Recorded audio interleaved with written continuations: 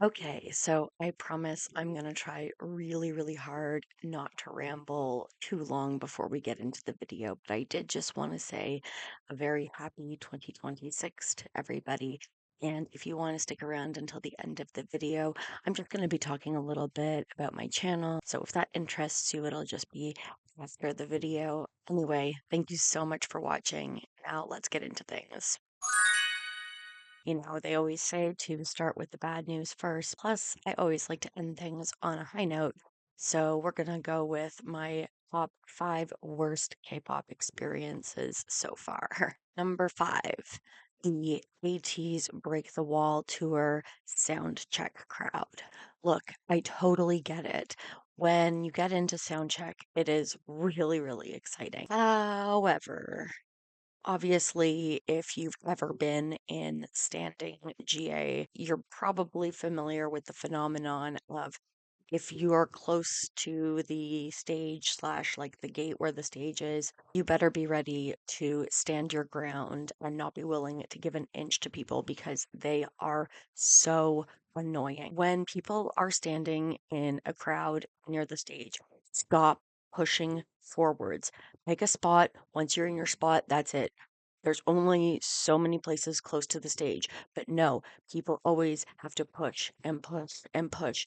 And you know what? It does work because people are non-confrontational. Most people don't want to have any sort of fight, especially not when something exciting is happening. Um, I just wanted to say, don't do that. Like, that's some of the most entitled behavior imaginable is when, you wait for something and then somebody else was there first and then you think they owe you their spot. Anyways, that moment of mine kind of turned into a bit of a general PSA for concert etiquette. Number four, the BTS Permission to Dance concert merch trailer in Las Vegas. So, if you've ever been to a BTS concert, you know that getting merchandise is an absolute nightmare. So, obviously, if you want merch, you have to wait in a long, long, long line. But the part that made it horrible was that there was a woman who was in charge of directing people from the main line into the individual lines of the trailer. So they keep it as like one main line until you're right up in front of the trailer. So the woman who was telling people to like go to different lines and whatever wasn't paying attention to the fact that our line wasn't moving. And then for whatever reason, that cashier decided that it was going to be their job to step away from the counter and start putting up sold out signs on the merch that was sold out. And for whatever reason, again, like nobody else came to replace that cashier. And the woman who was directing the lines was not noticing or not caring or not paying attention. And so the line I was in just didn't move for like 10 minutes. And people on all sides of me are going and going, but you can't just move lines. Everyone's like kind of a little bit tense. So, like, again, I tried to be empathetic, but the point is that I waited for so freaking long for that person and like they were moving so slow, like dude. And by the time I finally got up to the front, you guessed it, the hoodie I wanted was sold out. That was the second time I missed out on getting a concert hoodie just because the lines were so long that by the time I got to the front, they were already sold out. So in the end, I didn't get the hoodie I wanted, and for extra embarrassment, I sat down and cried. Number three, girls behind me when I went to see NCT 127. Now, look, this probably isn't completely these girls' faults. First of all, they were very young, like teenagers. How can I put this nicely? Obviously, you're going to scream at concerts. I do. And obviously, you're going to sing along at concerts. I absolutely do. And usually when you sing along, you're kind of shout it, not like sing it because you're excited and you're at a concert and also the music is really loud. The point is that I understand those things. These particular girls who were seated in the row directly behind me on the floor, I can't even put to words like the kind of ear-piercing shriek that they were doing. And look, I actually probably would have been fine if they had been just like generic shrieking throughout the concert because like we all do that. But what these girls were doing was they were singing along, but in the most high pitched glass shattering, like screech owl screeching. They were like trying to sing along, but in the shriek tone. Number two, the AgustD D-Day tour concert, New Jersey at the Prudential Center. Now, before I get started, let me tell you that none of the problem was with Yoongi, okay? He is my bias. I am crazy for him. I am not delusional, but I do love him dearly, and he was absolutely zero part of the problem. Issue was the Prudential Center. This situation was so notably bad that people were like mass leaving one-star Google reviews, myself included. It was unacceptably bad. I had been to the Prudential Center for other concerts, and the experience was never, ever like this. First of all, they started letting people into the venue way too late, like way too close to the concert start time. And look, I know that typically concerts are always running a little bit behind. I rarely expect any event to start exactly on time, but usually when that happens, they then delay the start time by like 10 minutes so that everybody can get inside and get seated. But no, they, I guess, forced him to start at exactly the moment of the start time of the concerts. So people, myself and my friends included, had to freaking book it to our seats, like running on escalators. There were people behind us. We were not the last ones in line. The next part of the problem with this concert was we were on the second floor, and the only open food cart on the entire second level was like way far away from our door, because so I had to run all the way to practically back to the escalators in order to find a cart that had anyone like manning it. And then when I get there, the lady is like, "Oh yeah, sorry, I can't give you the lids to your drinks." Okay, look, I know that it's actually a disturbingly common problem at concerts for people to throw stuff at the artists. Like, what are you even thinking? Like, so I wasn't exactly able to run as fast as I had run there to run back to my seat because I was carrying two open bottles of water. But the biggest insult to me personally was at the end of the concert. And problem came when at the end he did his thing, he waved to us, and then before his feet had even hit the first step to exit the stage, the Prudential Center threw all the lights on. Like, literally, it was as if they were telling us to get the fuck out. Like, when the artist is still standing on the stage, like literally in the process of walking off, and you throw on the house lights, what were they thinking? What were they doing? The biggest insult, which I fortunately did not have to endure because I decided not to go, was the merch line. It was outside. It was in like May in New Jersey, and it was raining and pretty cold. And people actually fainted, I'm pretty sure, and like had to have ambulances called because they were stuck outside in the merch lines for so long and stuff wasn't moving. And from what I understood, it was the Prudential Center causing the problem, not the AgustD merch staff. For the number one worst memory slash moment, it's actually a little bit of a cheat. Back in 2020, a bunch of concerts were canceled. The reason this is a little bit of a cheat is because it obviously didn't happen, but I felt like I had to include it on this list. So, Monsta X had a tour scheduled in 2020, and I actually decided to come to Canada, which is crazy. Groups rarely come here. Like I said, I usually have to fly to the US. And where they were playing was actually like a pretty small theater. One of my best friends managed to get us front row seats. And the way that this theater is set up is like there's no barrier gate. It's like the front row, a little bit of aisle, stage, right? So we would have been literally like spitting distance. And not only did we somehow manage to get front row seats, but that show was on my birthday. It was literally scheduled on the day of my birthday. And look, I know a lot of people missed out on a lot of stuff because of the closures and I'm not trying to compete in the Pain Olympics with anybody. You can't rank that kind of stuff. It just really, really sucked. And so that's why I'm including it as my number one bad K-pop concert memory. Wow, that was really depressing. Let's talk about some happy memories now so we can pick up the mood in here. Number five, we're actually going back to the AgustD concert, and yes, he made the list on both of them for the fact that the final song he performed was a song from his first solo album called The Last. Yoongi's solo albums, especially in the earlier days, there was a lot of discussion of mental health and the stigma surrounding being depressed and having social anxiety and his battle to overcome these things to be a successful musician. Point is that his song The Last is a song that really resonates with me. It's just like when you realize that people who you most admire have similar demons to you and have made it to the other side in many ways of these kinds of battles, it gives me a lot of hope.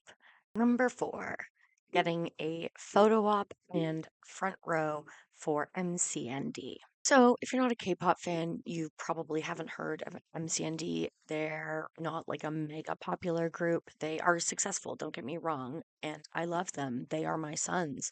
I started following them before they actually even officially debuted, and I just feel like they are my babies. Anyways, the same friend who had acquired the front row seats to Monsta X also acquired us the VIP package tickets for MCND, and that included a photo op. So we got to go early and we got in a line, and they were doing group photos. So basically, five members of MCND, five people in chairs like seated in front of them, and then they take a picture. I got to be like handshake distance from the boys. I got to wave at them and say hi and make eye contact with all of them. And at the time I was wearing this pale pink wig. And when the Macne and my bias had pink hair, and so I was like, oh, well, we match, and it was very special. Number three is also a VIP experience, and that was getting to have a high touch with the K-pop group.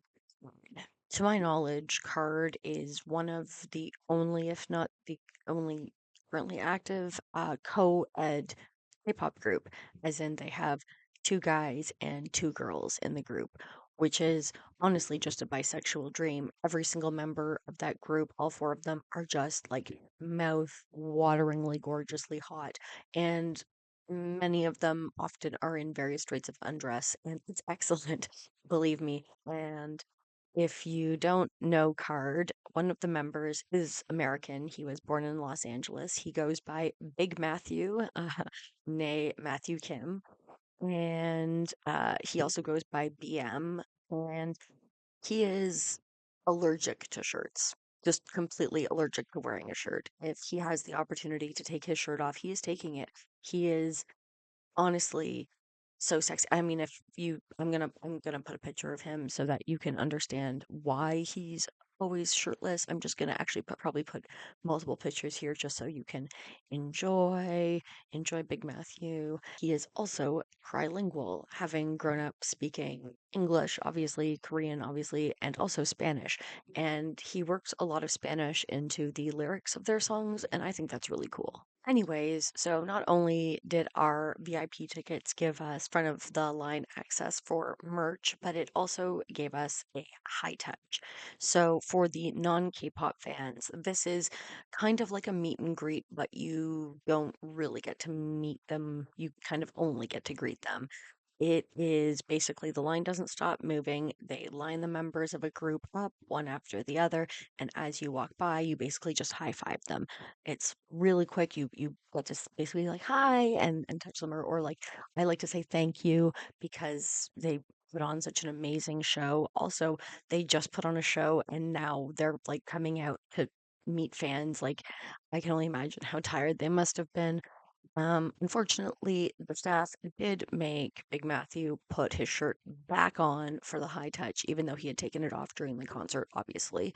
And that was kind of sad for me. Number two, absolutely everything about getting to see BTS in Hamilton, Ontario. I'm sorry that this one is a little bit personal and it's going to be a little bit longer because they actually did three shows in Hamilton. It was the Love Yourself tour. It was, I think, the first time they'd been in Canada since like 2015 when they were part of like an old KCON. Um, and because those were the only Canadian shows they were doing, they did three of them. They performed on Thursday, Saturday, and Sunday.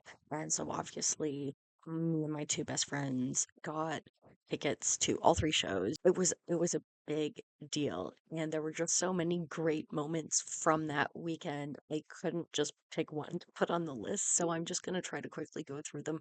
I know this is going to be a little bit longer, but it was just like such a really memorable time I wanted to share. So, like I said, there were three shows. And the first show, of course, amazing. It was just like, it was again my first K pop concert. I came out of it as if I had just done heroin. It was incredible.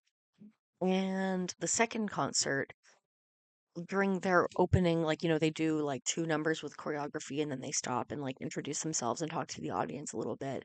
And obviously, Namjoon usually goes first, not only because he's the leader, but because he speaks fluent English. And he explained to us that they had no idea Canada was so filled with K-pop fans, and they didn't realize how excited and like into it we would be, I guess. They had no frame of reference, so I can't be really mad at them for like not knowing. Like, you don't know what you don't know, right? But I guess I mean, even they didn't know what they had expected, but basically they were blown away by the energy we had at that first concert. And so the second night, Namjoon came out and he was like, "We actually feel like bad because we didn't put like 150% of ourselves into last night's concert because we kind of thought like energy wouldn't be that high." And so we like studied our concert tape and like we're gonna bring it even harder tonight. We're gonna do it properly 100%. And like obviously all of us are like, because it was amazing.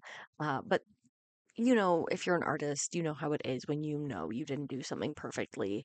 And just on that note, a few of them made really cute comments. Jin said that he actually called his parents to explain excitedly to them about like the K-pop fans in Canada and how like excited and how much we knew of their stuff and like how we knew the lyrics and like how adorable is that for a 20 something man to still call his parents in excitement to share something. So, on this tour, after the first costume change, they start with a medley. And the medley starts with I Need You. And I Need You starts with Yoongi's verse. And I guess he was like, I don't know. He wanted to see how much we knew after they had had that realization that we were actually like really, really into them and into K-pop and everything. And Yoongi's verse is like, it's rap. It's not an easy verse. I'm not going to perform it for you because I know, but I do know it. And a lot of people at the concert knew it. He didn't sing any any of his verse because he put the mic out for us to sing, and I think he did intend to bring it back, but he was just like blown away. Like you could see the surprise on his face when the whole stadium, sorry, arena, it's very much an arena, not a stadium, when the whole arena was singing the words in Korean, all Korean, to his rap. Oh, and going back to Namjoon for a second, he also said that we Canadian Army are sweeter than maple syrup. So, you know, just saying. And so, number one, what could possibly be better than all that stuff I just talked about? Well, that ATEEZ story that I told at the very beginning of this video about how the soundcheck crowd really sucked, well, that was actually my second time seeing ATEEZ. The first time I saw them, I also had a VIP ticket and it also included soundcheck, but it was way better organized. The way they had organized the photo op, which I think was so smart, was they got all of us to get out of our seats after the sound check and then they put us up into the risers. They put half on one side, half on the other side. And then they brought people down row by row to take the photos, right? And also, an important detail for this story is that because there were so many people in the photo at once, there had to be two like lines of people. So basically, imagine you have stage where ATEEZ is, they're sitting on the edge of the stage. Then there's like an orchestra like area that's empty. Then there's the barricade, and that empty space is, I don't know, probably less than 6 feet. So like they're pretty close to the gate, but like you couldn't touch them, you know?